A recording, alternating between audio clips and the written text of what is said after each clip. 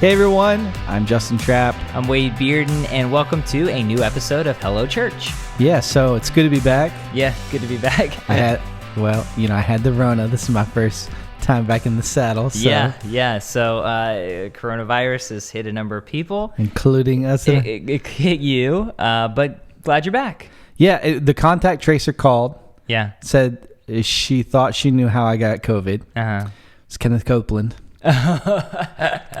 I had watched the video of him breathing into the camera too many times, and she said it just went through. Yeah, that's where I got it. So, note to all you pastors out there: next time you watch the Kenneth Copeland COVID video, make sure you're wearing a mask at all times. At all times. Well, hey, I'm glad you're back. Technology is out of control. It can pass through technology, but I'm glad that you're here. And yes, we're excited to talk listeners today about Christmas, because I think we could all use Christmas right now, and we want to help you end your year strong with a strong Christmas series and prepare for next year. I know all of us feel like we're limping through 2020 into 2021, but we want to help you get some momentum back and have a fantastic Christmas, so that when you do start 2021, you'll be ready to go. So that's what we're going to talk today about on the podcast. Yeah, and one freebie that we have for you today is a portion of a resource called Offering Talks. And Offering Talks is a 52-week offering talk plan. It really gives you a simple script, right, for the giving moment at your church, and we have 52 of those. But specifically for today, since we're talking about ending the year strong, not only from a preaching standpoint, but also from a financial standpoint for your church, what we've done is we've put together a few of the offering talks for the Christmas themed offering talks, and we're going to make those available to you. We'll put the link here in the show notes. But those will be a really, really great resource to help you just have really solid moments of generosity during your services as you end the year. Yeah, and that's so needed during Christmas too, because it's really easy to kind of get caught up in our own world. And I'm surprised, Justin, that you didn't say, hey, it's the giving season. We want to give you something, because that seems like a good lead-in. Man. Just a missed opportunity. It's COVID. We are going to walk through some Christmas sermon series ideas. And I don't know if our listeners are like me, but whenever I was preaching full-time, Christmas would come around, and obviously every year in December, I'm doing a series, usually 4 weeks long, relating to Christmas somehow. And you're telling the same story every year, which is great, but you might be thinking about, how can I frame that? How can I create some excitement?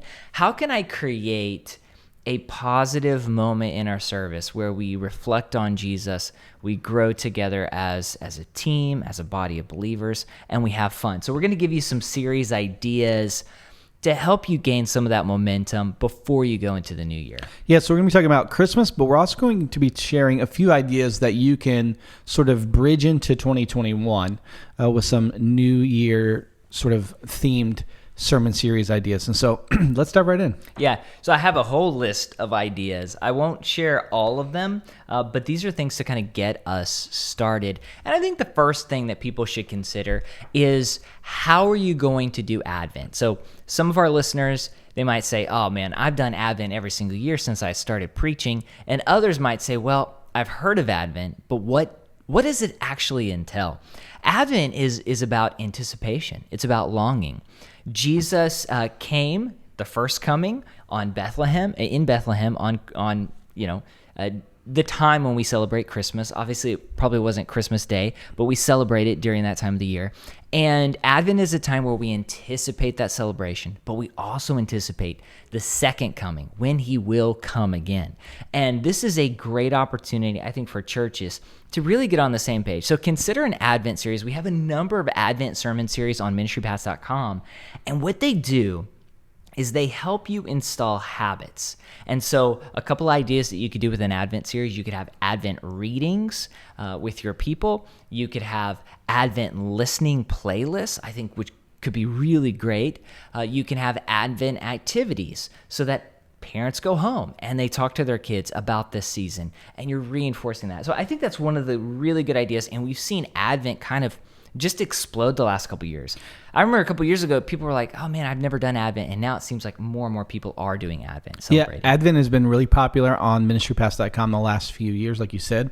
And so if you've never done an Advent sermon series or made Advent a theme in your preaching at the end of the year, this would be a great year to try that. Another thing you can do is you talked about doing an Advent series, but you could also do something that's real nostalgic. Yeah. I think, especially this year, if we need nostalgia, y'all, right? If there was ever a year that you needed something classic and something that felt like home, it would be this year. I think that's always really great. You can do a couple things. You can go real traditional with Christmas. You could go real creative with Christmas. You could go real nostalgic. And think about what makes Christmas special for a lot of people. We remember these events from our childhood. Why? Because our family was together, because everyone came home, because everyone hit pause on their work life for a little while. And we can take those ideas, that simple reaction to the Christmas story, and we can create a theme around that and talk about how the Christmas story is important. It brings people together, and it allows us to celebrate Jesus, to kind of cut out some of the distractions and just get back to the basics. And so we have a couple of ideas on Ministry Pass, a couple of sermon series. One's called Home for Christmas. One's called Hope for the Holidays. And what we're doing is we're trying to remind people of really that kernel of Christmas. What is Christmas about? What draws us to Christmas every year? It's more than just those traditions. It's something deeper, the sacred tradition. So I think something like that, nostalgic, could be really powerful during Christmas time. Yeah, I agree. Another thing that we could do, or you could do, is, it seems like everything this year has been canceled. Yeah. Right? Everything has been canceled. Fun has been canceled. But Christmas is not canceled. And we do have a series idea, or a sermon series on Ministry Pass called Christmas Isn't Canceled. That's been actually somewhat popular already. Oh man, it's been so popular, and it really is about that. No matter what goes on in life, no matter what we have to wait for, it feels like Christmas is not canceled. And so we can celebrate Jesus' birth and also serve each other. And I think that's really important, to serve each other during this time period and to create opportunities. So if you're a pastor, I would encourage you, if you did something like Christmas Isn't Canceled, to find a way to serve people in your community. And we have to do that carefully right now, but to say, hey, the season of giving, the season of celebration, it's not done. We need to continue forward. We need to move forward with it. A couple other ideas, I'll kind of run through these. One of those that I really like is we have a sermon series called Christmas at the Movies. And something that we do just on our website with Ministry Pass is we don't preach illustrations. We always preach the Bible, but we use things like movies and music sometimes to illustrate Scripture. So with Christmas at the Movies, what we've done is we've actually created a sermon series that tells the Christmas story, and then we've used classic films to emphasize certain things or to illustrate certain things.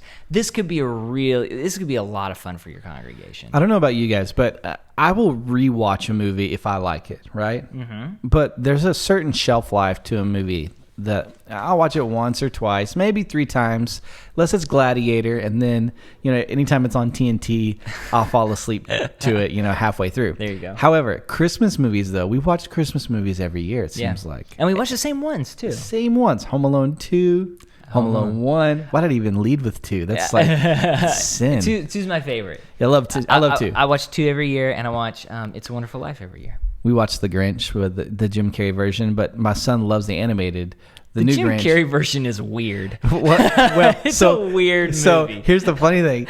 So Shiloh, my son, he grew up. He's 5 now. So last year was it the Benedict Cumberbatch version came out, the animated version? The animated, yeah. And so he's been watching that, and so he saw the Jim Carrey version this year for the first time. He was like, "Dad, there's just odd stuff that happens. Where's his clothes?" Yeah, right. in 2020, that is a weird movie, but a lot of people love it. A lot of people are obsessed. So I think that could be a great idea. Another one that's cool, and it's along similar lines.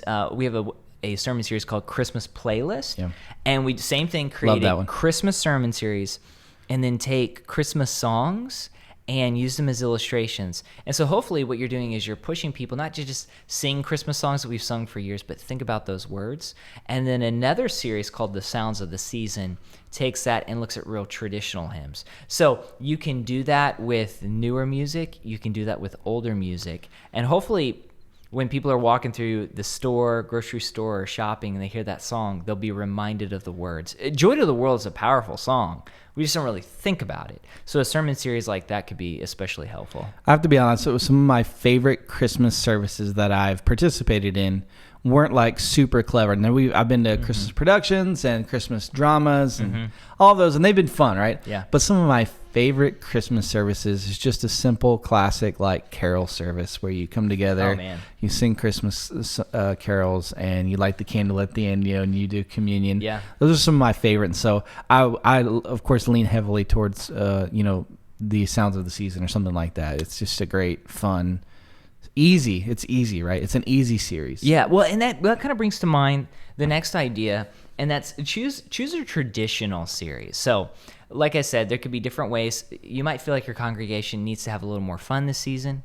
Maybe you want to get a little more creative. Maybe you want to do Advent, or maybe you just want to say, hey, like we're just going to sing simple Christmas songs, and we're going to have the candle lighting, and we're just going to do things the way we've always done them, because so much has changed this year. Yeah. And we just want to concentrate on the things that carry over. The North Star. Yeah, right. And so it's possible that you just say, I'm going to do traditional. And so we have a number of sermon series on the website, things like Joy to the World, God with Us, The Coming King. Sermon series that are rich and they're deep, but they say, hey, like, let's just learn about Jesus and celebrate with family. So I think those could be important. And then we also have some fun sermon series like Nativity Scene. We have a sermon series called The Characters of Christmas. That's a fun one. Yeah, and then the history of Christmas. And a lot of these, what they're doing is we're trying to look at the Christmas story from the perspective of the different characters around the story, and even approaching it as if we don't know what happens. Because if you had never heard the Christmas story and somebody asks you to finish the story or to explain the story, we would probably say, well, it most likely happened differently, just because it really is a unique story, but because we've heard it so much, we can get used to it. And a sermon series like that says, hey, let's look at this sermon series from the perspective of someone who's never heard it. It's really unusual, sometimes strange, but ultimately beautiful. So those are some really, I think, really helpful sermon series that pastors can utilize this Christmas. You can always go to ministrypass.com. We've got collections, but that's Christmas. And then I know after Christmas, it's like this scramble. We did this big thing. How do we close out the year? How do we begin 2021 with some momentum? You get your youth pastor to preach the Sunday after Christmas, National Youth Pastor Preaching Day. No, there's some great series. Like, you want to start strong, right? Yeah. You want to start with intentionality, I would say. You don't want to just kind of like slide into 2021 and just say, let's figure this out. You want to be decisive from a content standpoint. And there are several things that you can do. You can, take a retrospective look at 2020 or this past year. We have a series that's not on this list here before me, but Worst Year Ever. It's been a really popular series. Oh, yeah. And that's a great series. But also, maybe you just look forward, right? We have a sermon series called Second Chances. We have a series called Looking Back, Looking Forward. So it's okay to acknowledge what has happened in the past year for everyone, but also be excited and be invigorated by what God's going to do through your congregation in the coming 12 months. Yeah, because here's what you're going to see. You're going to see a lot of people as we close out the year looking back and being like, oh man, 2020 was a total waste. Yeah. And for many people, it might have been. Loved ones might have passed away. Jobs might have been lost. But there's also a way to look back and say, what if God was doing something we maybe didn't realize? I know we've had a number of baptisms at our church. Just in the past month, we've had people who've never been to church or haven't been a long-time visit. And those stories might be a little bit thinner this year, but those stories are still important. Yeah. So a series like Hindsight that we have on the site, Looking Back, Looking Forward, they're an opportunity to say, let's see what God has done. And that, oh man, let's thank him for that. And then let's let's look forward to what he's going to do this next year, no matter what comes. And so I think that could be a good, encouraging word as you kind of move forward and shift forward. And finally, we're going to dedicate a whole episode to this, but Pastor Mark Batterson from National Community Church, he reached out to us. We've worked with Pastor Mark in the past. Yeah. He's, written The Grave Robber, In a Pit with a Lion on a Snowy Day, which is New York Times bestseller, and then Circle Maker, which everyone's probably heard of Circle Maker. Mm-hmm. Pastor Mark's awesome. He reached out to us, and he's got a new book coming out, and we are partnering with him on a sermon series. Yeah. It's called Win the Day, and it's going to be actually a really great series to do at the beginning of the year. Yeah. And so we'll talk a little bit more about it, but yeah, we're excited to share that on an upcoming episode. Yeah, and we'll even put a link in the show notes here, the description for you to actually join the waiting list for that sermon series. It releases on December 29th. We'll talk more about it. It'll be free.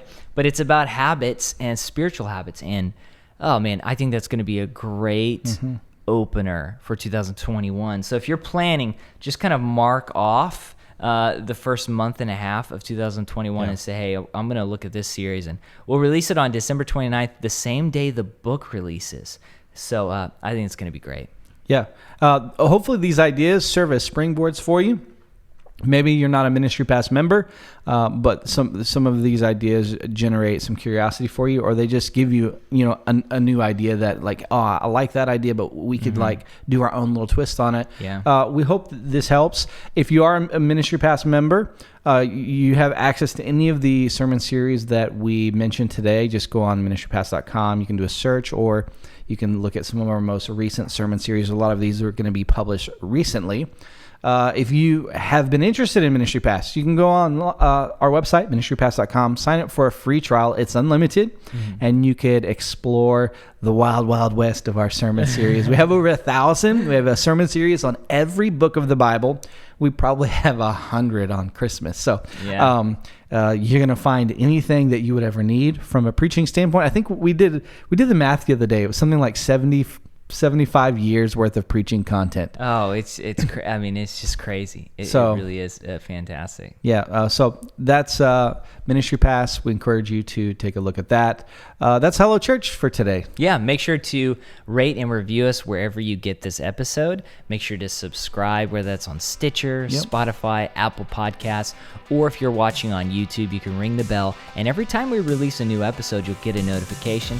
We also have a new podcast essentially joining Hello Church.